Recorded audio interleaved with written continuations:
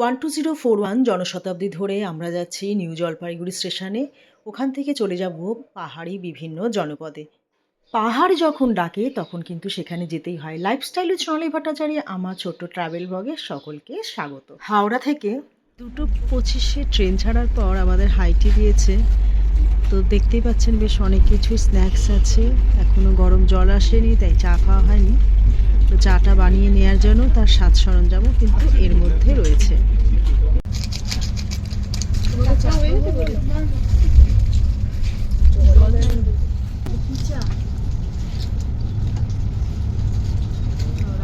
চায়ের পর্ব চলে এসছে হাইটি আমাদের ট্রেনে। তো দিয়েছো অনেক রকম খাবার, কিন্তু এখন খেতে হবে গরম গরম চা। রাখা চা বানিয়ে ফেলেছে অলরেডি।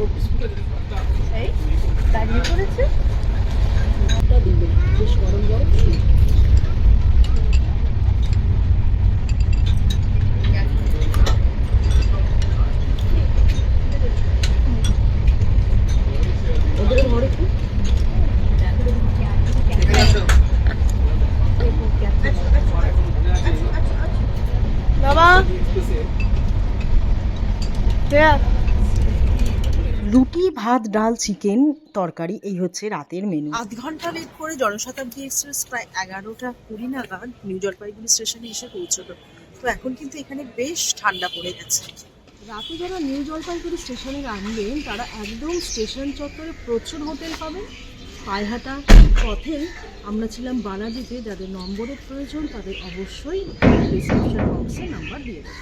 গরম জল, ভেজ, নন ভেজ সহ প্রত্যেক দিনের ভাড়া 1400 টাকা।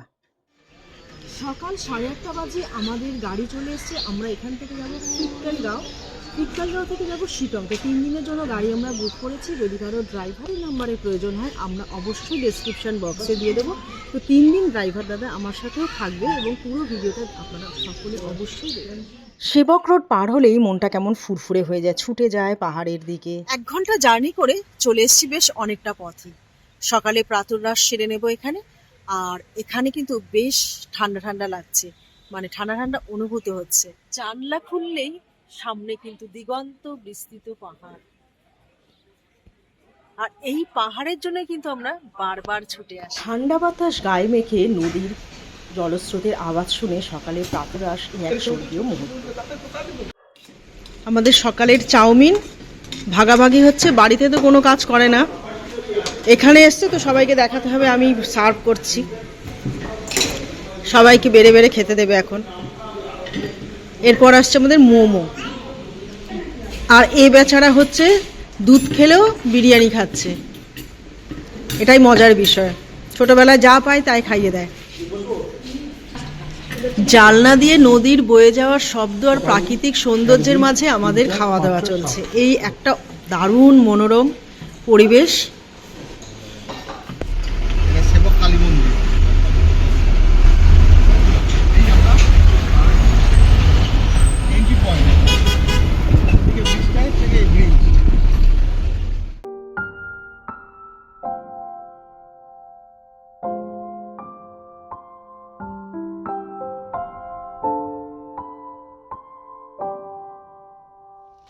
এনজিপি স্টেশন থেকে 80 কিলোমিটার দূরত্বে কালিম্পং শহরে পিক্কেলগাঁও আসতে সময় লাগে 4 ঘন্টা। কিন্তু যেহেতু কালিম্পং শহরে প্রচুর জ্যাম থাকে আর পাহাড়ি সৌন্দর্য দেখতে গিয়ে আর চায়ের কাপে চুমুক দিতে গিয়ে আমাদের আরেকটু বেশি সময় লেগেছে।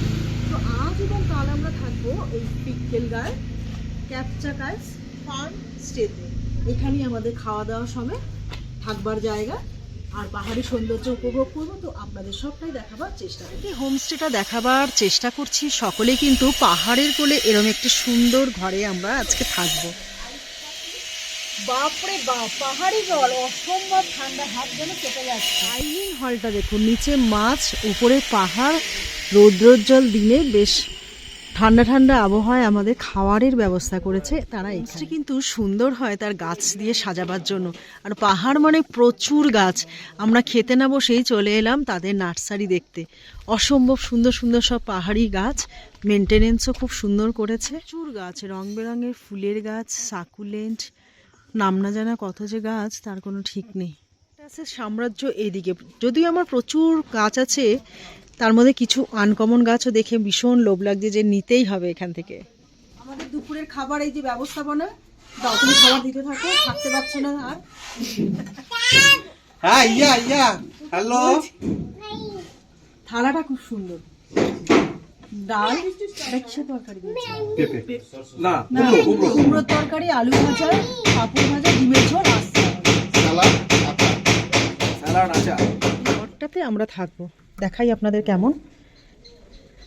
ছোট কটে আর এই একটা বড় বিছানা, দারুণ না সুন্দর দেখতে, পুরো কাঠ দিয়ে তৈরি। রাকা নিজের জায়গায় উঠে পড়েছে।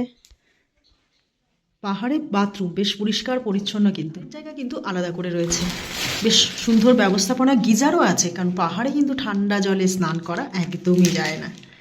ঠান্ডায় গরম গরম চা আর ভেজ পকোড়া চলে এসছে, সুন্দর একটি কাপে দিয়েছে। আমরা জমিয়ে আড্ডা দেবো এখানে। সবাই খেতে এখন ব্যস্ত, কারণ প্রচন্ড ঠান্ডা। ফিল লাইক 13 দেখাচ্ছে এখানে ওয়েদার। পাহাড়ি জনপথ, প্রায় 7:45 বাজে, নিস্তব্ধ নির্ঝুম, একটা প্রাণী পর্যন্ত কোনো রাস্তায় নেই। এই মুহূর্তে ফিল লাইক 12 ডিগ্রি সেলসিয়াস। হাত পা এবার কাঁপতে শুরু করেছে, সঙ্গে ঠান্ডা হাওয়া।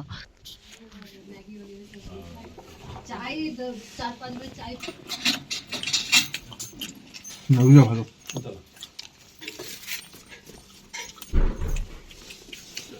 সৌন্দর্যে ডালি নিয়ে ফিক্কেলগাঁওয়ের মনাস্ট্রি 8:30টায় খুলে, তো আমরা অনেক আগেই চলে এসেছি ঘুম থেকে উঠে। চারিদিকে পরিবেশটা বেশ মনোময়, পাতাগুলো কি সুন্দর দেখতে। অনুরোধে খুলে দিয়েছে মনাস্ট্রির গেট, আর তার সাথে কিন্তু আমাদের এই চারপেয়েও চলে এসছে মনাস্ট্রি দেখাতে। কি নাম তোমার? কসকো নাম পচ নাম উজ্জ্বল তামাং। উজ্জ্বল তামাং ভান্তে। শান্তি নিয়ে বুদ্ধ বসে আছেন ধ্যানমগ্ন হয়ে।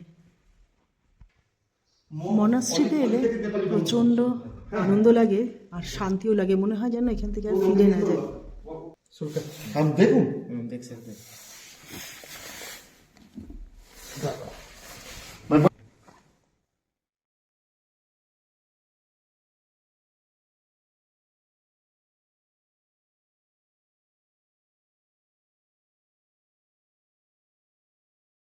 এখানে প্রতিটা হোমস্টেতে কিন্তু সুন্দর নার্সারি আছে, আপনারা গাছ কিন্তু কিনতে পারবেন।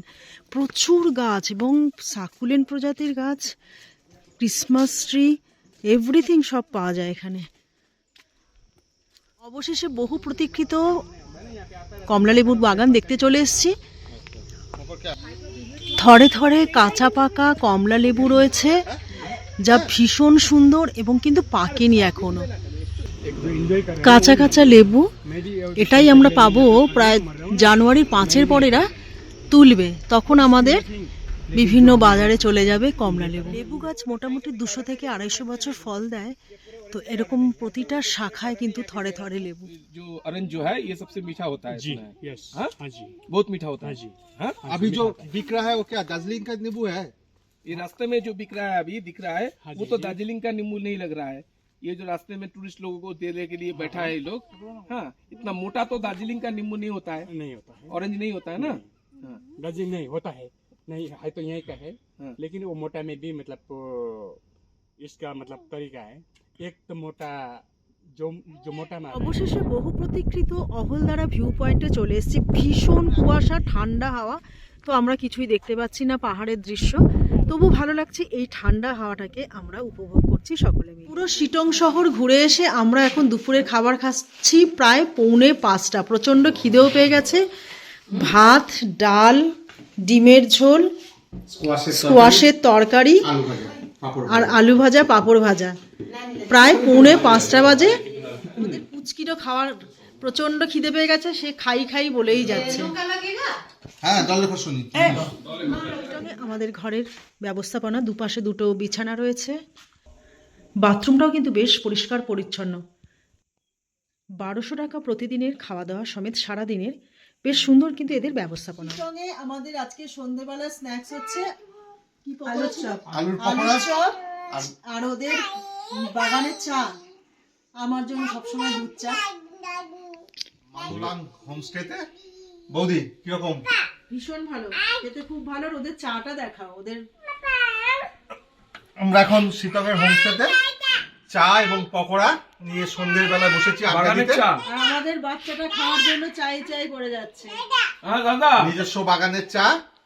दादा कैसा लगा सर खाना? আচ্ছা আচ্ছা, রামরো খা। राम्रो রামরো ভাই।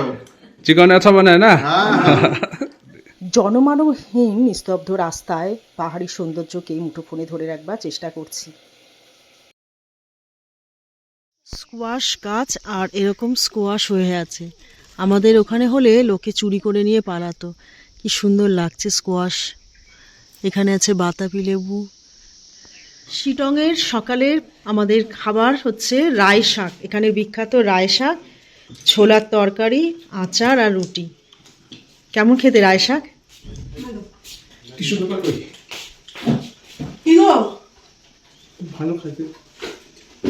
এক কাপ গরম চায়ের সাথে সকালবেলায় বারান্দায় দাঁড়িয়ে পাহাড়ি সৌন্দর্য অবলোকন করা। এর আরেকটি সাইট সিন হচ্ছে যোগীঘাট। এখানে কিন্তু রিলস বানানোর জন্য ভীষণ আদর্শ জায়গা, এবং সকলেই কিন্তু আমরা গাড়ি থেকে নেমে পড়েছি এই পাহাড়ি খোলা আর এই সুন্দর একটি ব্রিজে। আমরা সবাই এখন ভিডিও বানাবো, রিলস বানাবো। নেমে পড়েছি পাহাড়ি খোলায়। অসম্ভব ঠান্ডা, পায়ে দেওয়া যাচ্ছে না জল, পা কেটে যাচ্ছে। তবু এই আনন্দটুকু উপভোগ করে নিতে হবে, কারণ যখন যেখানে আনন্দ সেইভাবেই কিন্তু উপভোগ করে নিতে হয়।